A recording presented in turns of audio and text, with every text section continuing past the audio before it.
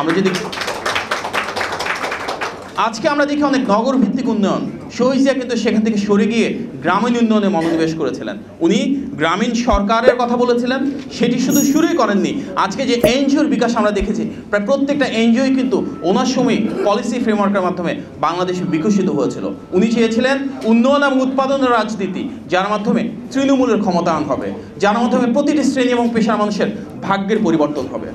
শহীদ president Ziaur Rahman কিন্তু শুধু সাম্য, মানবিক মর্যাদা এবং সামাজিক সুবিচার প্রতিষ্ঠাই করেননি, এর পাশাপাশি ওনার সময় সর্বপ্রথম আমাদের ইসলামী মূল্যবোধের আলোকে সাংবিধানিক পরিবর্তন হয়।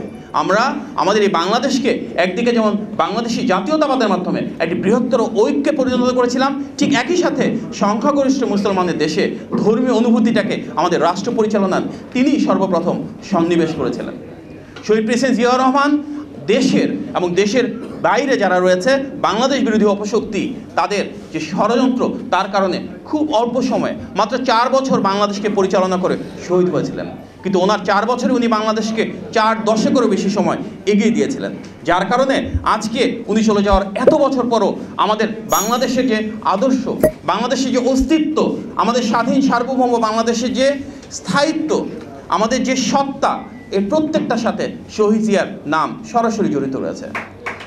আজ হয়তো শহীদ প্রেসিডেন্ট জিয়াউর রহমান নেই, কিন্তু ওনার রেখে যাওয়া দল বিএনপি রয়ে গিয়েছে, এবং সেই বিএনপি যেটি নেতৃত্ব দিয়েছেন শুধু বিএনপি না, বাংলাদেশের প্রতিটি গণতন্ত্রকামী রাজনৈতিক দল, ব্যক্তি এবং প্রতিষ্ঠানের নেত্রী, বাংলাদেশের গণতন্ত্রের মা দেশনেত্রী বেগম খালেদা জিয়া।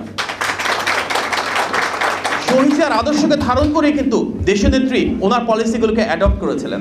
আমরা যদি দেখি, মেয়েদের ক্ষমতায়নের জন্য ক্লাস 10 পর্যন্ত free education, food for education program, দেশব্যাপী বৃক্ষ মেলা, বাংলাদেশের সবচেয়ে কার্যকরভাবে ক্ষুদ্র এবং মাঝারি শিল্পের বিকাশ, বিদেশি বিনিয়োগ আনা, বাংলাদেশের সকল প্রাইভেট ইউনিভার্সিটি শুরু করা, গ্রেডিং সিস্টেম ইন্ট্রোডিউস করা, আমাদের ফাইন্যান্সিয়াল ইনসেন্টিভ তৈরি করা, বাজেটের পরিসর বাড়ানো, প্রত্যেকটা বিষয় কিন্তু দেশনেত্রীর জনসম্পৃক্ত জনবান্ধব সরকারের সময় হয়েছিল। বাংলাদেশের যে সংস্কারের কথা বলা হয়, আজকের বাংলাদেশে এই সবচেয়ে জনপ্রিয় শব্দ সংস্কার, তার কিন্তু বাংলাদেশের ইতিহাসে জনক ছিলেন শহীদ প্রেসিডেন্ট জিয়াউর রহমান। সবার আগে রাষ্ট্র কাঠামোকে উনিই মেরামত করেছিলেন, যেভাবে বাংলাদেশকে নতজানু পররাষ্ট্রনীতি থেকে বেরিয়ে এনে সার্বভৌম করেছিলেন, উন্নয়ন এবং উৎপাদনের রাজনীতি করেছিলেন, প্রতিটি সেক্টরকে ঢেলে সাজিয়েছিলেন। সেই ধারাবাহিকতায় 1991 সালে যখন সরকার গঠন করেন, বহুদলীয় গণতন্ত্রের পরবর্তীতে কিন্তু স্বৈরশাসন যে এসেছিল, সেটিকে ভেঙে আমাদের এই বাংলাদেশে সংসদীয় গণতন্ত্র আমাদের এই দেশনেত্রী বেগম খালেদা জিয়া শুরু করেছিলেন।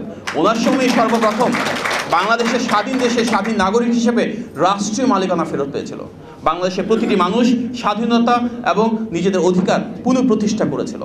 সেই ধারাবাহিকতায় আমরা দেখেছি বর্তমানে যিনি বিএনপির নেতৃত্ব দিচ্ছেন, বিএনপির ভারপ্রাপ্ত চেয়ারম্যান জনাব তারেক রহমান, শহীদ প্রেসিডেন্ট জিয়াউর রহমান এবং দেশনেত্রী বেগম খালেদা জিয়ার এই গণতান্ত্রিক আদর্শকে ধারণ করে গত 16 বছর ধরে অত্যন্ত প্রতিকূল একটা সময়ে গণতান্ত্রিক অভিযাত্রায় নেতৃত্ব দিয়েছেন।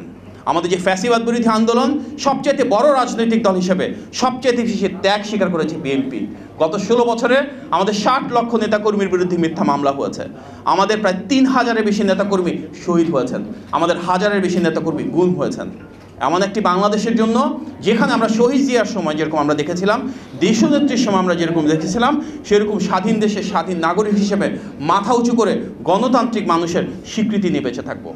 সেই বাংলাদেশের জন্য সবচেয়ে বেশি ত্যাগ বিএনপি স্বীকার করেছে, কারণ আমাদের নেতৃত্ব দিয়েছেন বাংলাদেশের গণতন্ত্র এবং ঐক্যের প্রতীক জনাব তারেক রহমান। আমরা যদি দেখি, এই গণ অভ্যুত্থানেও এককভাবে একটি সংগঠন হিসেবে সবচেয়ে বেশি শহীদ হয়েছেন বিএনপি। আমাদের 522 জন নেতাকর্মী শহীদ হয়েছেন, আমাদের শুধু ছাত্রদলের 143 জন শহীদ হয়েছেন। কিন্তু এই ত্যাগ, এই সংগ্রাম আমরা কখনো স্বীকৃতির জন্য করি নাই।